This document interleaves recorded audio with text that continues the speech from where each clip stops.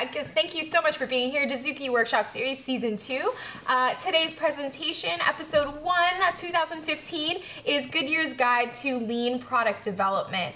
If you haven't met me before, my name is Kate Emma Smith. I'm the Director of Outreach at Dozuki. You can follow me on Twitter at Kate Emma Smith, and also email me at kate@dozuki.com with any of your questions, suggestions, feedback. Anything is great. And I'm here to just talk to our expert and see what he knows and what kind of light he can shine on lean product development for us. Norbert, if you would introduce yourself to us. Thank you, Kate. First of all, as I said, I like to thank Dozuki for giving me the opportunity to share some of the Goodyear insight on lean product development. I have been working 36 years in product development at Goodyear, both in Europe and in the US. And I spent the last 9 years developing a lean product development system that we have implemented at Goodyear, and I'd like to share some of the insights with you on that today. Fantastic. I know that you have a book coming out, which is pretty exciting. If you want to just tell us a little bit about that. I don't have a title yet, but I have a date. It will be in August, that still gives us enough time to find the right title. Well, we look forward to that. But it is on the principles of lean product development. Perfect. Yes. So if after this workshop you're pretty excited about lean, make sure to keep up with Norbert. He's going to have some great information coming your way come August, correct? Yes, August. All right. So first, let's start off with a business overview. I understand that you started kind of lean in product development. Is that what most companies do? Actually, most companies started in operations, in manufacturing. Okay. I have some information on that here coming up. But as you can see, Goodyear is located on Innovation Way in Akron, Ohio. That's what we do. That is the heart of our business today. We have to really be innovative in the products that we bring on the market. Goodyear has 42 facilities in 22 countries, third largest tire company, about 20 billion annual sales. And as I said, we have 3 innovation centers, 2 in Europe, 1 in the US. Right. And at Goodyear, we launch about 1,500 new SKUs every day. Those are SKUs are stock keeping units. They are new products. They're fully tested, fully approved and everything. And we do about 4,000 learning cycles a year, spend about $450 million a year on R&D. Yeah, major operation happening out there, certainly. And so lean, when we say lean in R&D, we do mean research and development. That's correct. So maybe you could talk to us a little bit about that. Yeah, as you can see here, the lean has not had an easy time coming into R&D. In fact, I would estimate that less than 5% of the companies globally have had a successful lean implementation. And there are good reasons for that.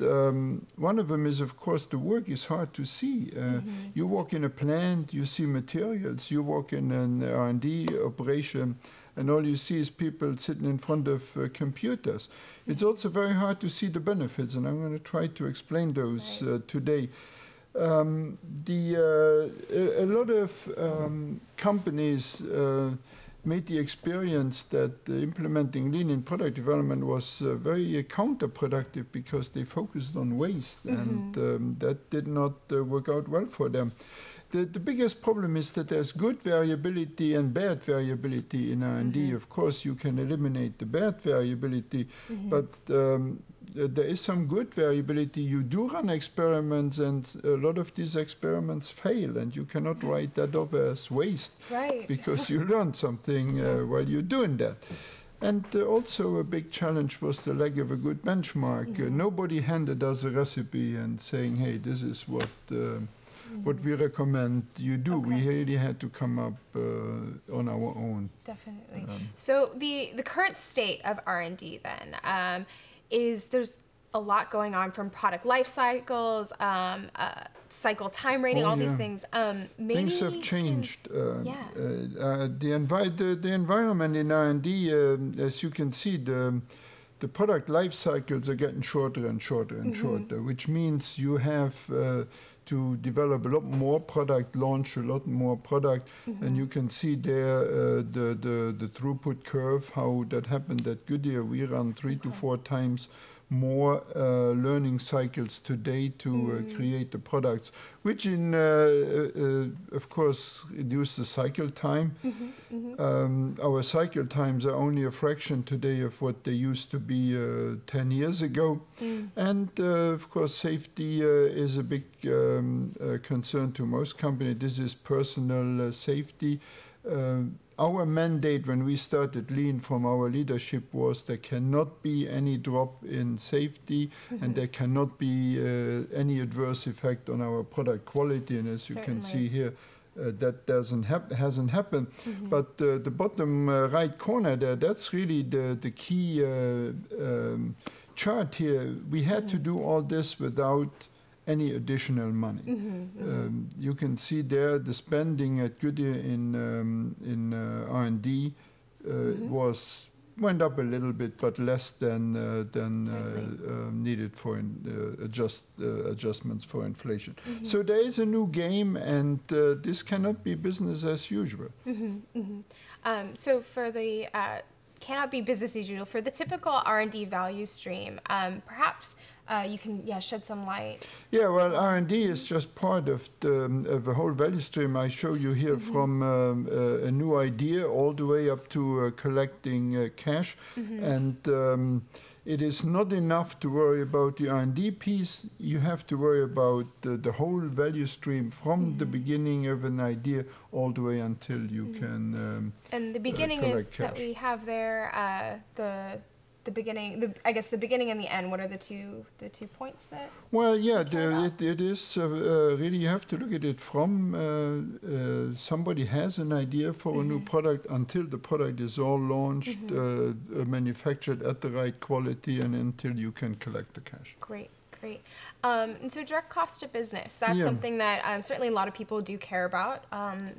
Well, this is, for example, what our business leaders would see. This could be like a consumer tire business in North America. This is what the business leaders see. The biggest cost, of course, is materials in our case. Then the other one is manufacturing. SAG stands for sales and general expense, and then transportation. R&D is really a very, very small piece of that. It's typically 2 to 4%. Of course, in the computer industry, it's a little more than in traditional manufacturing, but it's not really the major expense or cost that the business would worry about. So if you implement Lean in this business, of course, the materials and the manufacturing, in fact, they are reversed here on the slide. The biggest effect is in manufacturing. And that's where Lean has started traditionally. There is a little bit you can do with sales and general expense, with transportation. But if you apply Lean in R&D, the business will hardly notice. Definitely. But the key, and what most people don't understand about this, is what we have on the next slide, the big shadows. We say that the R&D has a big shadow because R&D has a lot of indirect influence on the profitability of a value stream. And you can see that shadow is very big for the tiny little R&D cost, and it is much smaller for all the other areas. And what we had to learn was that the biggest benefit for the company we got not by directly applying Lean to reduce the R&D cost, but really applying Lean to the indirect influence, to the shadow that R&D has on the profitability of the value stream. Certainly. So, so understanding the shadows, though, you've got profit equals volume. So maybe. Yeah, this would be finance 101 here. Right. Profit equals volume times price minus cost.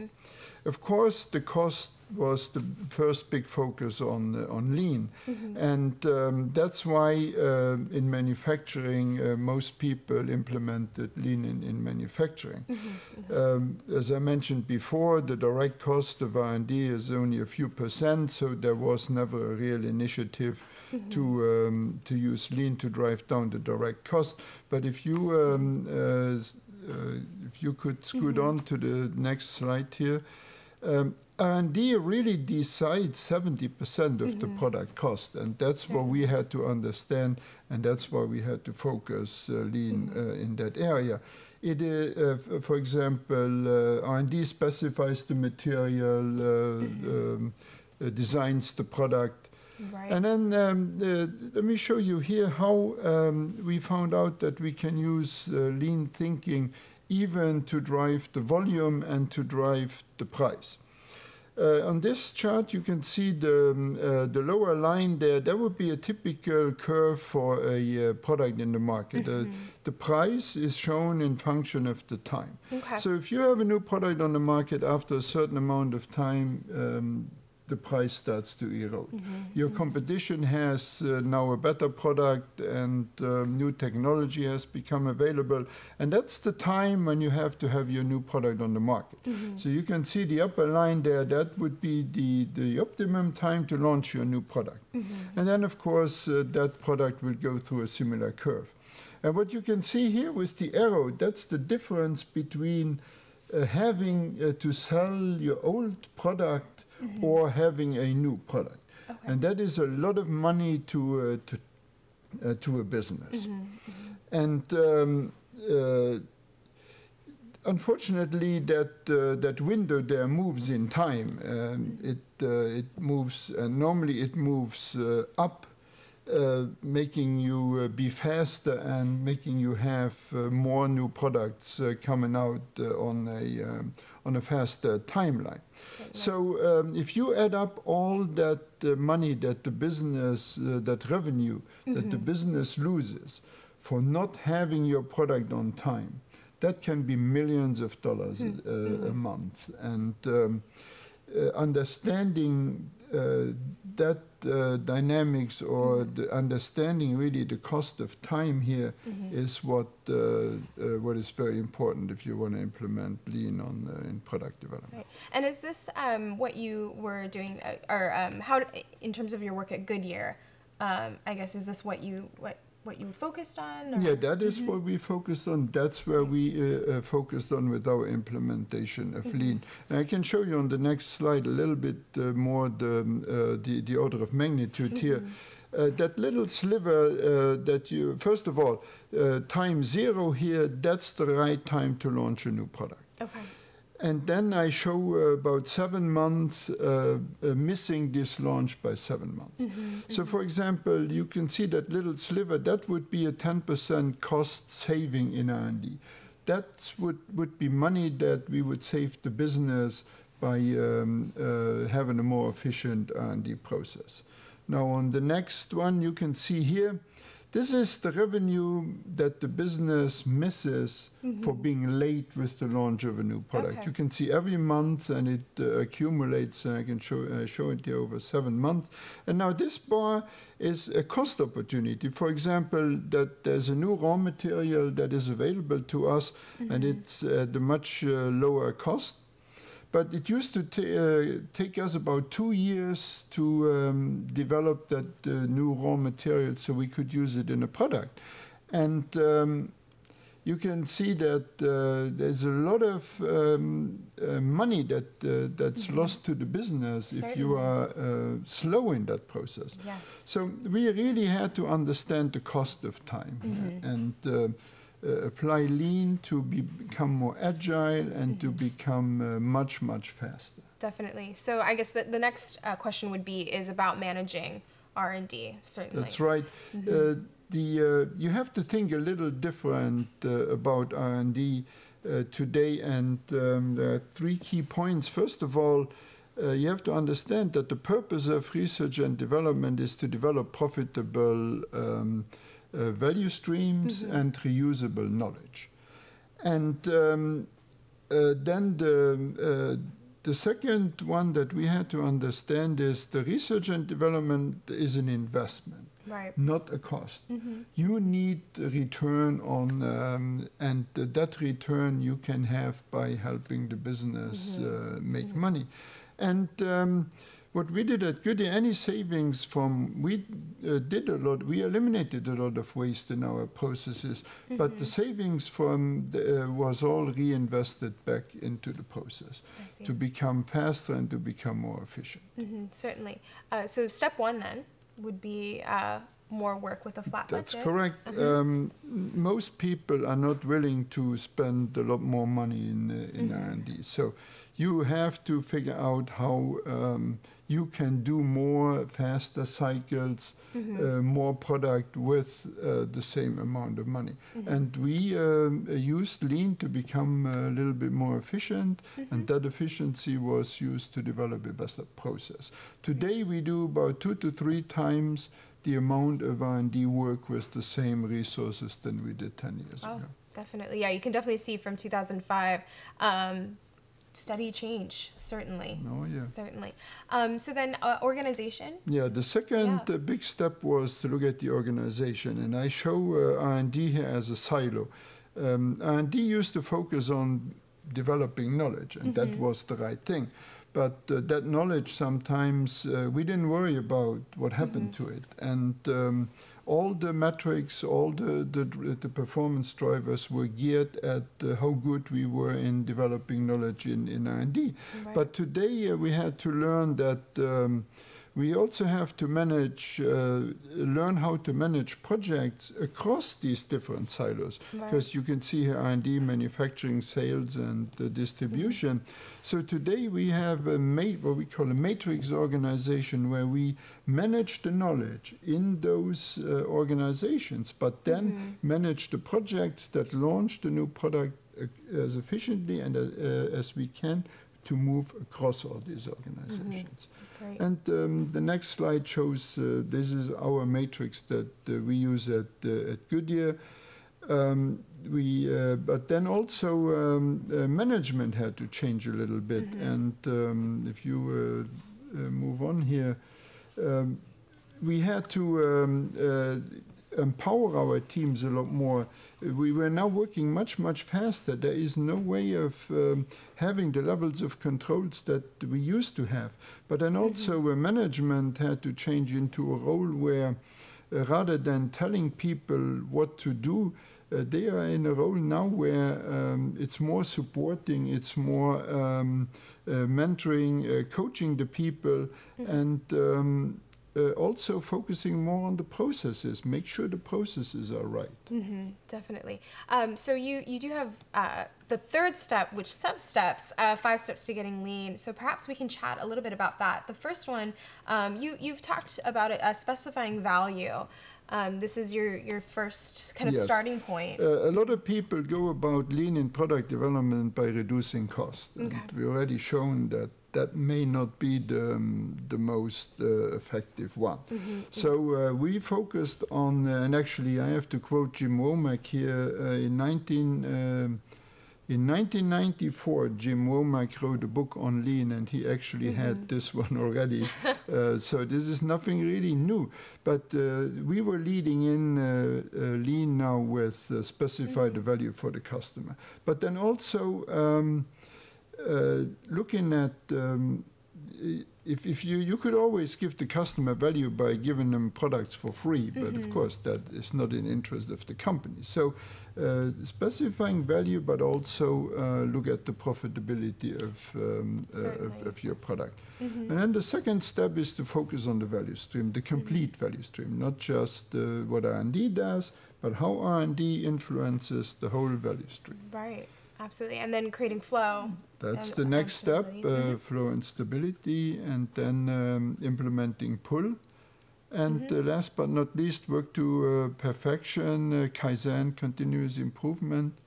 And then the last step is to start over. Now, value creation, as I said, that's what was a big difference. We brought in Lean to create better value, not to reduce the cost of R&D. And this is where a lot of other companies, they went the route of the cost reduction, and that is why so many companies could not sustain the Lean effort. So this right here is where you see That's one most of the key learnings, key things that we learned. So then I guess the value for the external customer is where the next question would be. Yeah, we have two customers in R&D. We have an external customer, that's the customer who buys the Goodyear product. Okay. But we also have an internal customer who will first focus on the external customer. We have to make sure that the customer has the right product. And we do it with market-back innovation. That means you look at the market and work backwards to make sure that you have a product that is needed out there that the customer will buy. And actually Lean can do a lot there. Being faster, today we can try a lot more new things that we weren't able to try before. And then quickly invest, pick the winners and quickly invest in the winners. Definitely. Well, so external, you did mention internal customers as well. So at Goodyear, maybe you can go over. Yeah, the internal customer, that would be manufacturing, that would be sales and marketing. Those would be that would be the business, the people responsible for the business. We used Lean there to give to give our internal customer the right product at the right time when they need it. And a process so fast and agile that competition cannot follow. That's an interesting one because our competitors normally need 2 years to copy. If we launch a new product, about 2 years later, our competition comes up with the copies. Now, we try to be faster than that, of course, so that we can beat that cycle. And then no compromise in safety and quality. You can see the data here. The biggest challenge was to convince everybody to put delivery ahead of efficiency. Because if you don't have a product, if you don't have it at the right time, it doesn't matter how efficient your process is. You just don't have anything to sell. So for Goodyear, I guess the principle that you gave to Goodyear was delivery before efficiency. How effective was that, or how well was that received? Well, let me show you the next slide here. This is kind of the tools that we used to do that. First of all, it was the idea of making work visible. And you see here our visual planning board.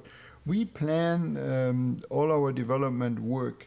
And actually, that's also the timeline for the business when they will have the new product. Just with visual planning using sticky notes on a wall. Not very sophisticated, but it is really where we work out all the conflicts and get perfect alignment and agreement with everybody to move ahead. And then, as I mentioned, project managers managing project horizontally, a very important Toyota concept. Toyota has made that very popular with their chief engineers, leveling the resources, scheduling to 70% capacity, all good tools there. And you can see that our on-time delivery there on the right side is not at 100%, and that's an interesting nuance here. We had a goal of 100%, but then nobody took a risk anymore. Then everybody made sure the product launched at the right time without paying enough attention that it added enough value to the customer. So we actually say now, but it is okay to be not on time if you have a good reason to do that, but just make sure the product has the right value for the customer. So going a little bit back to focusing on value stream, I guess, so you were talking about the tools that you've given Goodyear, and so focusing on this, what have you found in your experiences? Well, you have to focus on the whole value stream because R&D affects the whole value stream. So engineers have to understand their role in the whole value stream from idea generation to selling a product.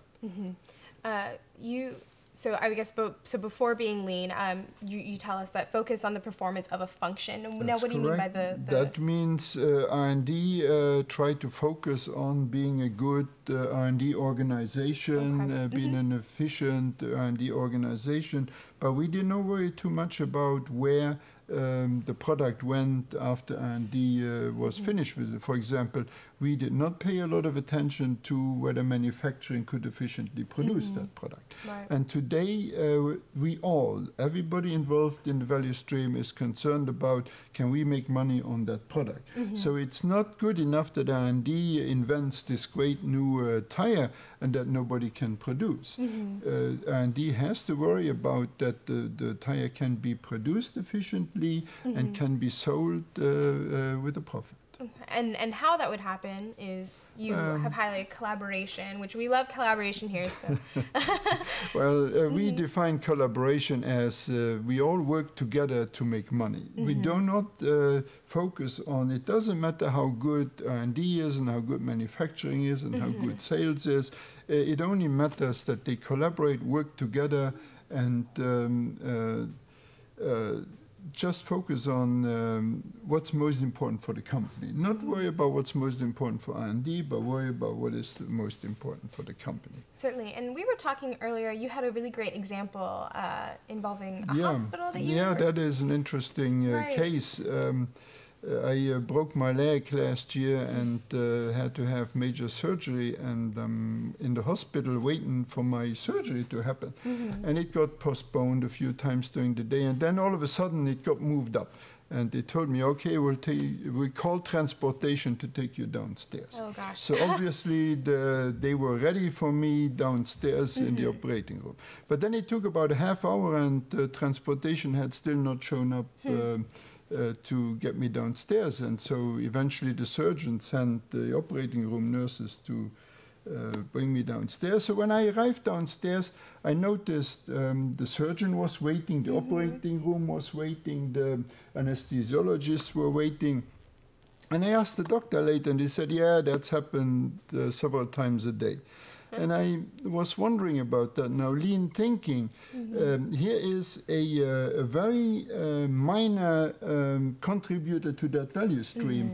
A person not highly skilled that wheels people down to the surgery. And probably, I don't know how much a surgeon makes, but he didn't make any money during that half-hour waiting. Definitely. And the operating room sat idle, a huge, big investment. All the nurses, everybody sitting idle, they're waiting. There are thousands of dollars at stake there for an alignment that was missing, that you bring the patient down when needed. So it's kind of the tail wagging the dog here, but that's what happens in most value streams. People don't understand the whole value stream. They only worry about their little piece of it. Well, we do actually have a quick question from an audience member, Carlos Castro. He wants to know, what are the main lean tools you are applying to the innovative process? Well, I've shown a few already. Visual planning is one that I already talked about, scheduling everything at less than 100%. Managing projects across different functions, which is mainly project management. But project management is a big was a big factor in Goodyear Lean product development. We actually did create a project management office to support that function. I have a few more coming up in the next few slides. So yeah, maybe we can go on to that. You have all these stages here. Yeah, that's a typical stage gate process, which we use just like most big companies. Use some form of a stage gate process to make sure the alignment and the collaboration happens. Definitely. And then, so moving on to concurrent development. Yeah, we used to develop a product in R&D and then throw it over the wall to manufacturing, and then it was their problem.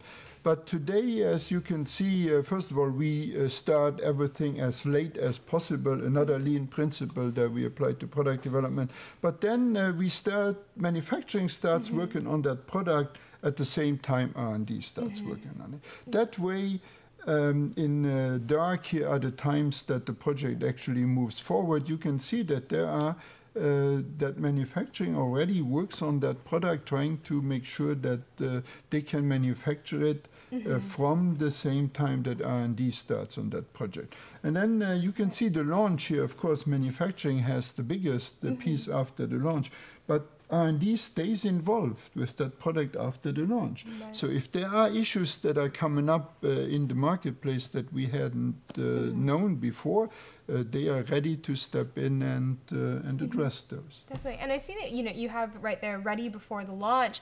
Perhaps you can tell us why that is so important. Well, normally launch is crunch time.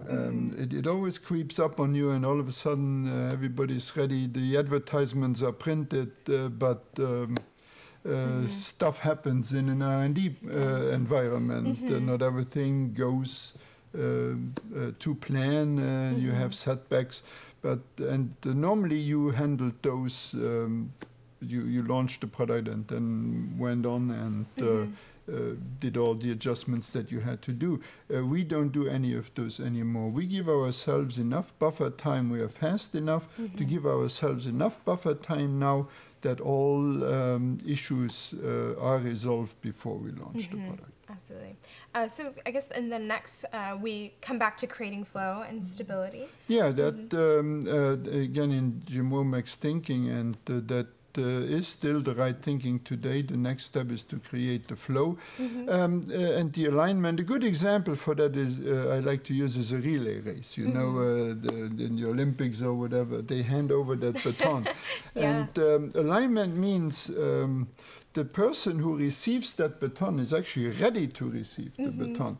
The example sounds funny to have a race there and the racer isn't there, but that's what we did in product development.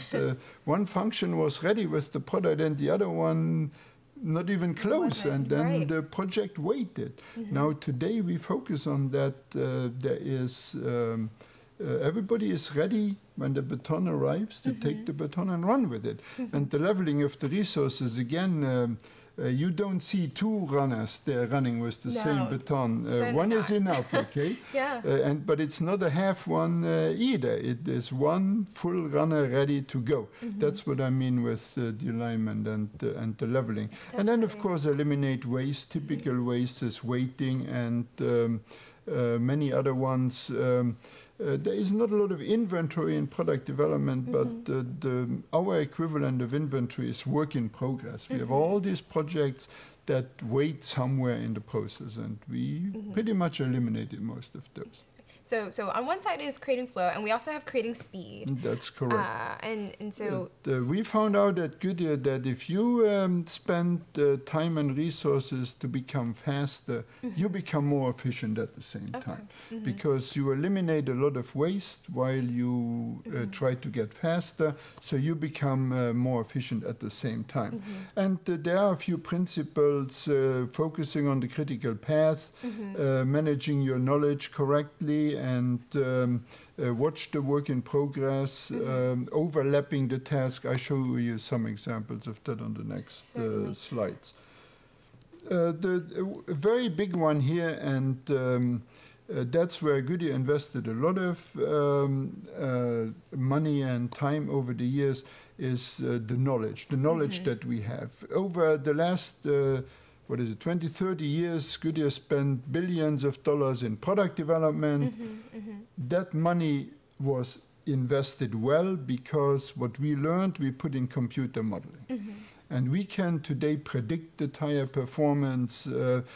Actually, the example here is where a major car manufacturer, they invited us to develop the tire for that car.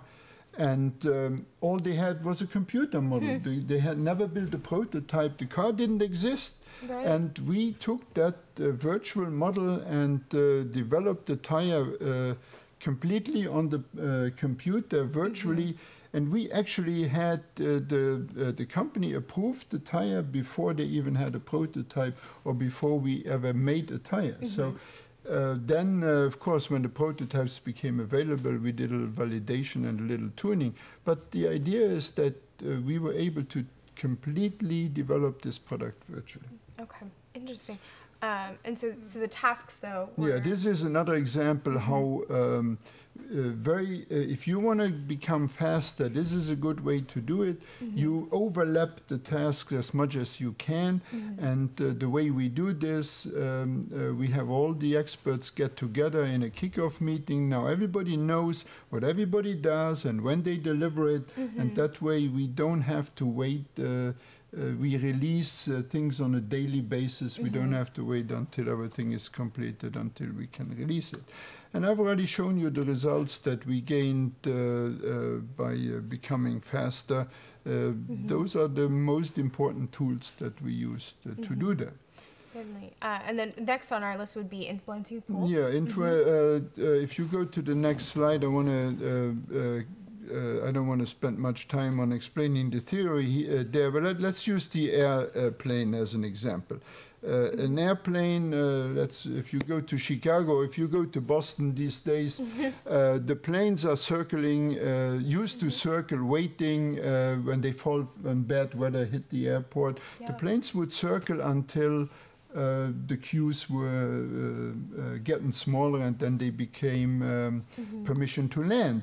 Now, you could also slow the planes in the air on their way to Boston so that they all stagger up more nicely. But that again burns a lot of fuel. So the way it works today, you stay on the ground with your plane if there's bad weather in Chicago. If I want to fly from Cleveland to Chicago and there's bad weather, they keep me on the ground in Cleveland. Right. And, we get frustrated, but there is a reason for it. There we go. Yeah. So that would be the best idea of a pull. There is the plane can now start because when it gets to the airport, it can land right away. And it's the same idea. And we use a Kanban system in product development, just the same that manufacturing does. Definitely. So I guess onto this. Yeah, the last step of the circle then is continuous improvement. Right. We show two forms here, these little steps. They're called Kaizen in the Japanese language. Kaizen means change for the best, tiny little improvements. But then sometimes you also have what they call Kayaku, this revolutionary improvement. And you can consider Lean as one of these revolutionary improvements in the process. And now we go little steps again by improving piece by piece, tiny little steps, working on it every day. The idea here is standard work and also have a standard process to make your improvement. Definitely. And is this kind of the experience that you had at Goodyear, was that you had both the gradual little steps and then also the big Well, at Goodyear we leaps? were hoping to find this stone of wisdom or this magical, this silver bullet or whatever. Right. We were waiting for the silver bullet, but silver bullets only happen once every so many years. You have to work on your process in between. Certainly, certainly. And then, starting over. Start over. That's something else we had to learn. Once you get to that point, don't improve forever. Once you're good enough, good is good enough, and then you move on to go through the cycle again. Yeah. So kind of directly back at Goodyear, maybe a little bit of more tangible information about, the results you found. Now, here's something very important when we said we focus on the whole value stream the whole time. If you don't see anything going through the bottom line, management will not be willing to continue funding your initiative. And that was something very important for us to know. If you invest this money in a lean product development, you want to see results and you want to see things go to the bottom line. Definitely. And this is our North American business that I show here as an example. In 2000, and the big recession, 2008, 2009, the automotive recession hit Goodyear very, very hard at that time. Lean could not bail us out at that time. But then what we did is we invested money during those bad years. Our management, our leadership said, well, keep R&D funded because this crisis will end one day. Right. And if it ends, we want to hit the ground running. And as you can see, we really did. And we announced our results yesterday, our 2014 results, and it goes over the 800 mark now. So we made another step you can see since 2010 we made that step every year. Lean was not the only thing we did well. Of course, we had the right products, we have a great leadership, we have great talent in the company. All that plays together, but I'm saying that Lean did have a little bit of an effect also on being able to be agile enough, be fast enough to get these products out at the right quality, so we have something to sell. Certainly, and you had a lot of product awards. Yeah, these are actually innovation awards. These are awards that we get for our new technology. The latest awards we got was for an air maintenance system. That's for a tire that you don't need to inflate anymore. That keeps inflated on, well, not really on its own, but uses the energy generated while you're driving to inflate it. That was the latest award we got for our products. Right. And then, so... Yeah, everybody has a house of... I figured we have to have one too. That's how most companies represent their state of the development. I don't want to spend much time on this. I'd rather go and spend a little more time on how we did it to get where we are today. So the recipe that nobody handed to us is on the next slide now. How do you go about this? First of all, learn the lean principles. Apply them correctly, maybe have a champion, get a sponsor, then change from the inside out. Teach the people who do the work every day the principles and let them figure out how to apply them. Certainly. Educate the leaders comes third here. Actually, this is a thing that you need leadership support, but you grow it from the bottom up. Okay. And then the next big step is to eliminate waste and use those resources and use them for capability development and innovation. The next step, leverage the influence, look at the shadow of R&D, not at the cost of R&D. And collaborate. Everybody has to collaborate through the whole value stream for profitability. If only one part of the value stream does their piece, you won't see anything go to the bottom line. That's why you need to have the collaboration of all the stakeholders. Certainly. Do you have any advice about perhaps 6 collaborating among your stakeholders? Is there any maybe how best to communicate? Yeah, get everybody together from the first day on and make sure everybody understands that everybody has skin in this game. This is not like marketing. So, okay, you developed your product and see you in 2 years and show us what you get. They are part of it since day one. And if we develop something that they feel they cannot sell, then they tell us. So that's the idea. And manufacturing is part of it. And if they feel they can't manufacture the product, they let us know right there. And is that in the same kind of vein as 3, educating your leaders? You were saying educating them from the ground up. Yes, the leaders have to be at that time full part of it. But as I said, the leaders have to support the people who really know the process. They are the ones who need to change, and they have to drive the change, and the leaders have to support it. Right. It's not driven. It's not working so effectively if it's driven from the top down. And then we have 7. Trace the results to the bottom line. If that doesn't happen, you will lose the support of your leaders. Certainly, certainly. So, some takeaways for us then, with the conclusion. With Lean, you can have it all. Yeah, we used to say we can only pick 2 out of the 3, delivery, speed, or efficiency. Pick 2, you can have 2. We actually can do that with Lean. That helped us do all the 3, the delivery, the speed, and the efficiency. The quality we have always had and maintained it. And then, as I say, results help. If you don't bring anything to the bottom line, if your leadership is not convinced, they need results to be convinced that this thing works. And you can go for a few years without the results, but eventually you have to have them. And knowing that up front when you go into a big initiative like this really helps you. After a few years, you have to show real results. Absolutely, absolutely. Well, thank you so much. We are going to open up for any more questions that people have.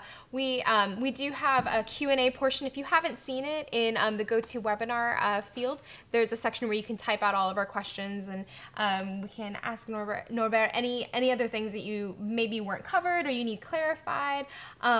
Certainly, I personally really appreciated the hospital story. That was really great, because I think we've all been there, especially in big operations like a hospital or an airport, where there are clearly kind of discrepancies with everything. Certainly. So if you're asking right now, we'll take questions. If not, we also have a great forum where everybody can land either right now or later on. It's at dozuki.com/answers/ask/product_development. So if you go there, Norbert and myself will be fielding all of your questions. And we do actually have one popping up right now. And excuse me for any of the pronunciation that I might be having trouble with today. Manhendrian Savara. Norbert, when you get a chance, can you elaborate on how Dozuki could help standard work instruction standpoint on how Goodyear used struggles, wins, and used their work instructions? Yeah, standard work is a big issue. Standard work is the best way you know how to do something. And you need to make sure everybody does it the best way. If you don't, then you leave a lot of money on the table. And that is very well known in manufacturing, but it is just as important in product development. In product development, it may be a little bit harder to communicate it because you can't see the work as easily. Right. So here's the challenge for Dozuki. Help us with that invisible work. How we can make this invisible work visible so we can communicate very effectively to all our people what is the best way to do the work. Engineers are just sometimes like doctors. Every doctor has his or her own way of doing certain things. And it's the same with engineers. They are professionals, and it's like, well, I know how to do this, but there may be a better way to do it. No, certainly. So that would be a real challenge to make that invisible work visible so we can effectively communicate it to all the people who do Again, the back to collaboration, education, all those great things. We also have another question from Philip Wilson. Have you studied E. Goldratt's drum buffer rope methodology? Absolutely. I've never heard of that. Absolutely. Hey, let me advertise my book here. There's a whole chapter in my book on that is a very, very important concept. It is very visual. It's very easy to understand. It was one of the big ideas that we implemented and works very, very well for us. So that book, written, 30 years ago, is still right on with what we have done in product development. Great, great. Maybe for those of us who don't know, maybe you can just kind of define what the methodology is about. The buffer rope methodology? Yeah, well, it is, the buffer is, let's start with the drum. The drum is setting the takt of the operation. That means in Goodyear, we do so many learning cycles every month. That's our takt. Then the rope is the Kanban card that we use to start a job. Okay. The rope stands for the pull, and then the last one is the drum. It's the buffer. You have a lot of variability in your product development process. So we put buffers at strategic places so people do not run out of work, or sometimes we give ourselves a time buffer so we can deliver on time, even though there were setbacks along the way. Great. We have another one. These are fantastic questions, everyone. From Aaron Hughes. You mentioned use the Kanban in R&D. The Kanban. Kanban is nothing but a signal. It's a signal that tells somebody that something needs to be delivered. And we use a Kanban to tell an engineer, now it's time to start working on this learning cycle.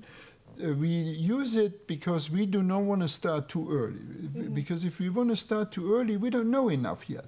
It's like if you, in football, they like to call the plays as late as possible, so they know as much as they can about the game. Right. And it's exactly the same thing here. We like to, not too late, but we like to start at the right time, as late as possible, that there's as much known as possible. And we use the Kanban card to give a signal to the engineer here, now it's time to start working. Great, great, thank you for that. And then another one from Rasan. Do we not have to educate the leaders and then bring the change inside out, or the other way around, as you mentioned? Could you explain? Yeah, if the people who do the work are not convinced that this is the right thing to do, you have a hard time selling them on it. Even if the leader tells them they should do it, you get sustainability if they are convinced it works, and if it's their idea, then it's much easier to convince that it works. So I find the inside out means, to me, you lead the people who do the work. You teach them the principles and you help them implement them. You lead them along the way. But if they are done, they must be convinced it was their idea. And we want leadership to support that, not interfere with it. Why interfere with it if they have to, of course. But they need to be aware of it. They need to sponsor it. They need to support it. But that's what I mean with the inside, develop it from the inside out.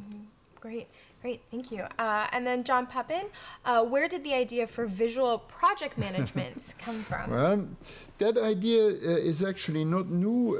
We've seen that at many good companies, the visual part is to work out the conflict. That's when people stand together in front of that board, everybody looks at the same information, and they work it out right then and there. It's not done with emails where you send the email back and then the next day you are out of town and you don't answer it. And email is not a good way to solve conflict. The conflict gets resolved when everybody looks at the information at the same time and they see the consequences. They say, oh, if we move this from here to here, oh yeah, that doesn't work, okay? And but we could do this, but in order to do that, somebody else has to help us here and there. That's how we resolve the conflict. And to me, that is what makes visual planning such a good tool. Everybody looks at the same information at the same time, and we get the conflicts resolved right then and there. Certainly, definitely, which is always good, which is always a great thing. So we are just taking any last-minute questions. In the meantime, if you want to take down Norbert's email address, both of the email addresses, is there one that you like? Yeah, the Goodyear one, the please. Goodyear one? And then the phone numbers are on there too. I'd be more than glad. You find me on LinkedIn too, by the way. I'd be more than glad to answer any question that comes up. For me, questions is research. I stole that from somebody else, by the way. A good friend of mine, Don Reinertsen, he's a consultant. He keeps using that. Questions are for me to find out what other people struggle with. And maybe we were struggling with similar things and didn't know about it yet. So feel free to ask me any questions. I'd be more than glad to answer them. Well, we do love asking questions here. And in the meantime, if you happen to be in the San Luis Obispo, California area, we're really excited. Dozuki and Norbert will be at the Central Coast Lean Summit on Thursday and Friday over at California Polytechnic State University. We're pretty jazzed about that. You will be the keynote speaker at this event. We're all excited. Maybe you can give us a little taste about what you're planning on talking about? The summit is on problem solving. And as I mentioned in my presentation, if you want to improve your processes, you can do it randomly, but you get a lot better at it, and you can learn a lot more, and you get a lot more efficient if you have an organized way to do it. And that's what I'm going to talk about at the conference, how to put an organized, structured way into solving problems, because that's how you get better, by finding the right problems and putting countermeasures. Great. Well, we're going to have room for one more question before we close out today. How do you go about market analysis / research, and what kind of agencies do you use, if any? Now here I please all market research people turn off the volume. You don't want to hear this. But I found, and there's a lot of research even to support that, the best way, most great discoveries are made by an engineer seeing a need somewhere and thinking about the technology and trying to solve that problem. Talking about paper diapers or Scotch tape or whatever, they all got invented like that. I think it's very important to take the engineers who know the technology out there and watch. See what's going on out there. See what problems the customers have. To the translation, the times are over in my mind where you give an engineer a spec, say, hey, this is the spec, see you in 3 years, show us the product in 3 years. Right. The engineer has to be involved in that. To me, that is a key factor on innovation, to connect, to have a better connection between the customer and the engineer, and to get the direct observation. Great. Great, absolutely. Well, thank you so much. We are so excited to have you here today, and we had a really great time. Again, if you are in the San Luis Obispo area, Norbert is going to be around town for a little bit over at California Polytechnic State University, the Central Coast Lean Summit. Dozuki just sent out an email just showing you guys the details of that. It'll be all day Thursday. You'll be speaking on Friday. That's when many of the presentations will be. So find yourself over there. If you do have a chance, in the meantime, feel free to email Norbert or myself at kate@dozuki.com, and we will be answering all your questions should you have any. But thank you so much for being our first expert of 2015. We're pretty excited to kick off with Goodyear. That was pretty exciting, and we hope to see you guys for episode 2. So have a good one, definitely. Thank you.